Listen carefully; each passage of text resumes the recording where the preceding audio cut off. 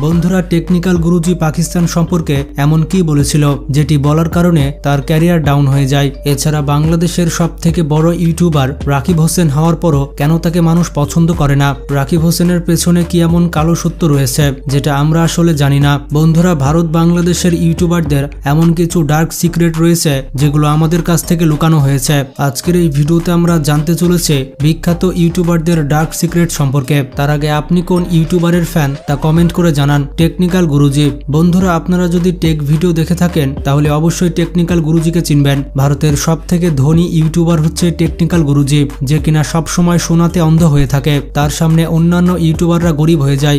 2017 সাল থেকে 2020 সাল পর্যন্ত সে ইন্ডিয়ার সবথেকে বড় ইনফ্লুয়েন্সার ছিল। তার সাবস্ক্রাইবার এত বেশি গ্রো হচ্ছিল যে আজ পর্যন্ত কোনো টেক ইউটিউবার এত বেশি ফেম পায়নি। তবে বর্তমানে তার ভিডিওগুলোতে 1 লক্ষ ভিউজও হয় না, যদিও তার চ্যানেলে 23 মিলিয়ন প্লাস সাবস্ক্রাইবার রয়েছে। আসলে টেকনিক্যাল গুরুজি, যার আসল নাম হচ্ছে গৌরব চৌধুরী, তার ডাউনফলের পেছনে বেশ কিছু রিজন রয়েছে।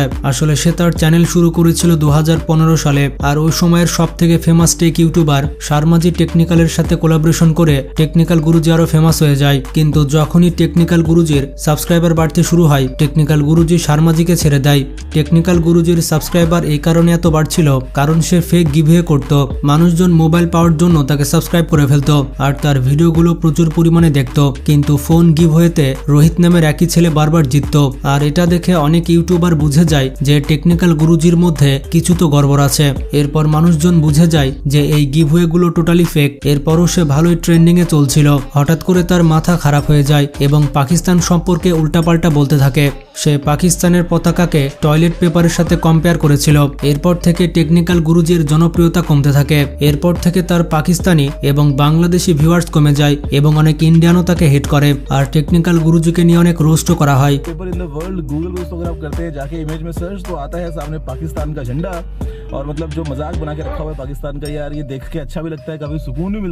এরপরে রয়েছে ইয়ারর্যাক ইউটিউবার। তার বিরুদ্ধে ক্লেম রয়েছে যে সে ফেক ভিডিও তৈরি করে। সে 30 ডেজ 30 ভিডিও চ্যালেঞ্জ করেছিল আর তার বেশিরভাগ ভিডিও আগে থেকে রেকর্ড করা থাকতো।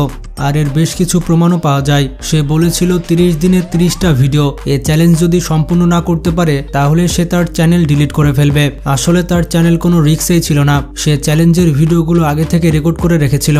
এছাড়া তার সোশ্যাল এক্সপেরিমেন্টের যে ভিডিওগুলো থাকে, অনেকে বলে থাকে সেগুলোতে পেইড অ্যাক্টর ব্যবহার করা হয়েছে এবং তার ভিডিওগুলো scripted. Would a falling piano actually kill you? Sourav Joshi. ইন্ডিয়ার অন্যতম সেরা ব্লগার হচ্ছে সৌরভ যোশী। সৌরভ যোশীর ভিডিওতে দেখা যায় যে সে অনেক সিম্পল এবং সাদাসিধে একটি ছেলে, কিন্তু মানুষজন বলে থাকে বাস্তব জীবনে সৌরভ যোশী একেবারে সাদাসিধে নয়। তার বিষয়ে বলা হয়ে থাকে ওপরে ফিটফাট, ভিতরে সদরঘাট, এবং বাস্তব জীবনে সে তার অডিয়েন্সের সাথে ভালো ব্যবহার করে না। লোক মুখে শোনা যায় তার ভেতর অনেক অ্যাটিটিউড রয়েছে, আর এটা হচ্ছে সৌরভ যোশীর একটি ডার্ক সাইড। সৌরভ যোশী সবসময় মনে করে যখনই কেউ তার সাথে দেখা করতে আসে নিশ্চয়ই তার সাথে স্বার্থ নিয়ে দেখা করতে এসেছে, যার কারণে সে সবসময় বাঁকা চিন্তা ভাবনা করে। তার একটি রিলে অনেক কন্ট্রোভার্সি হয়ে যায়। সে ভিডিওতে বলেছিল উত্তরাখণ্ডের মানুষকে শুধুমাত্র তার কারণে চেনা হয়ে থাকে।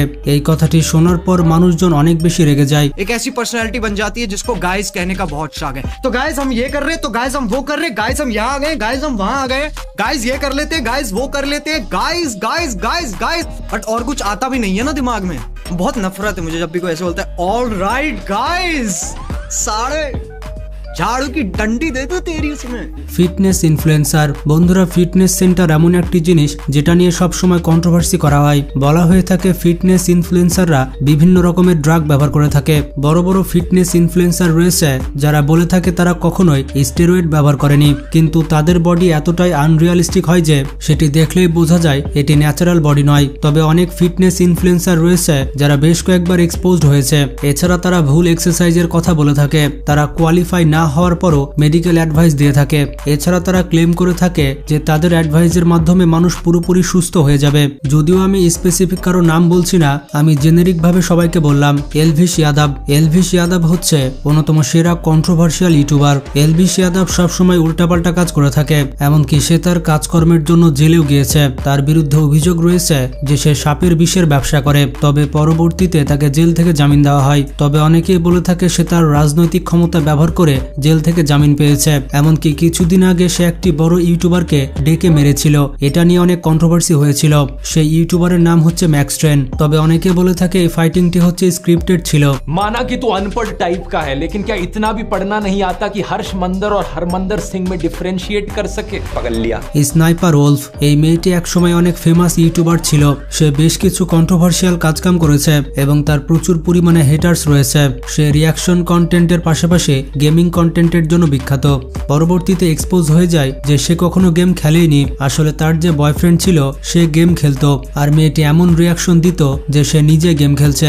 সে তার বডি ফিটনেস এবং শরীরের অঙ্গভঙ্গি দেখিয়ে চ্যানেলে ভিউজ নিয়ে আসে, কিন্তু তার হেটার্স তখন বেড়ে যায় যখন 10 বছরের একজন বাচ্চা যে কিনা ক্যান্সারের পেশেন্ট ছিল সে চেয়েছিল মেয়েটির সাথে দেখা করতে। সে বলেছিল তার সাথে দেখা করতে যাবে। সবকিছু ঠিক হয়ে যাওয়ার পরও সেই ছোট মেয়েটির সাথে সে দেখা করতে যায়নি।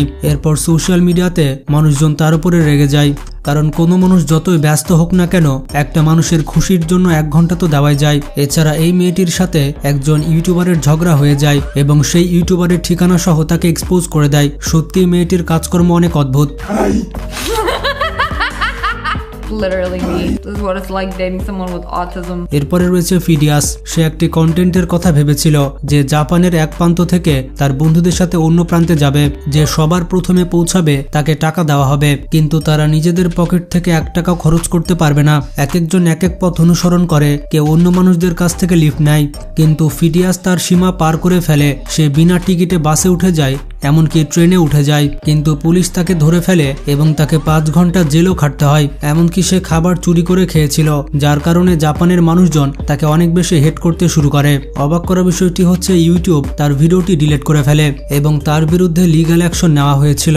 আপনারা হয়তো এই ইউটিউবারকে মিস্টার বিস্টের ভিডিওতে দেখেছেন, ল্যাম্বরগিনি গাড়ির এই ভিডিওতে।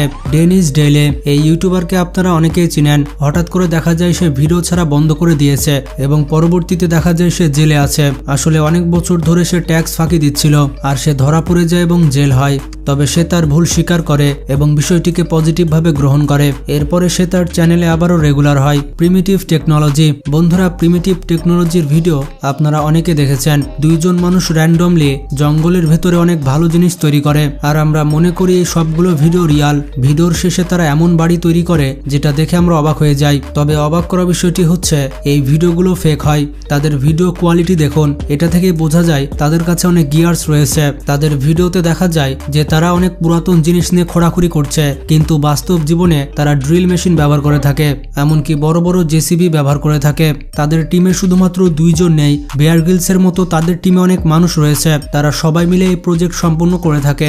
এখানে ইট, সিমেন্ট সবকিছু ব্যবহার করা হয়, কিন্তু তারা ভিডিওতে দেখায় না। আপনারা তাদের ভিডিও ভালো মতো দেখলে বুঝতে পারবেন ভিডিওতে কিছু না কিছু মিস্টেক রয়েছে। এরপরে রয়েছে ব্ল্যাক দ্য এনিম। ইউটিউবে একজন ব্যক্তি ছিল যে বলেছিল 100 দিনের মধ্যে সে মারা যাবে, আর এই কারণে সে যত টাকা সেভিংস করেছিল সবগুলো খরচ করতে থাকে, আর এটাই ছিল তার কন্টেন্ট। আর মাঝখানে সে তার অ্যানিম ভিডিও প্রমোশন করত। আসলে সে দেখাতো যে মরে যাওয়ার আগে সে সবকিছু ট্রাই করছে। এরপর যখন 100 দিন চলে আসে তখন সে হঠাৎ করে ভিডিও দেওয়া বন্ধ করে দেয়। অনেক মানুষ তো ভেবে নেয় যে সে সত্যি সত্যি মারা গিয়েছে, তবে এরকম কিছুই ছিল না। সে শুরু থেকে সবাইকে বোকা বানাচ্ছিল। আসলে তার উদ্দেশ্য ছিল তার অ্যানিম ভিডিও প্রমোশন করা। এমনকি সে তার অনেক ভিডিও রিপিট করত। তার 84 দিনের ভিডিও আর 8তম দিনের ভিডিও একই ছিল। বন্ধুরা, এবার আসা যাক বাংলাদেশি ইউটিউবারদের কাছে। সব থেকে অবাক করা বিষয়টি হচ্ছে বাংলাদেশের অন্যতম বড় ইউটিউবার হচ্ছে রাকিব হোসেন। রাকিব হোসেন টপ ক্রিয়েটর হওয়ার পরও তার হেটার সংখ্যা অনেক। তার কন্টেন্ট নিয়ে অনেক কন্ট্রোভার্সি রয়েছে।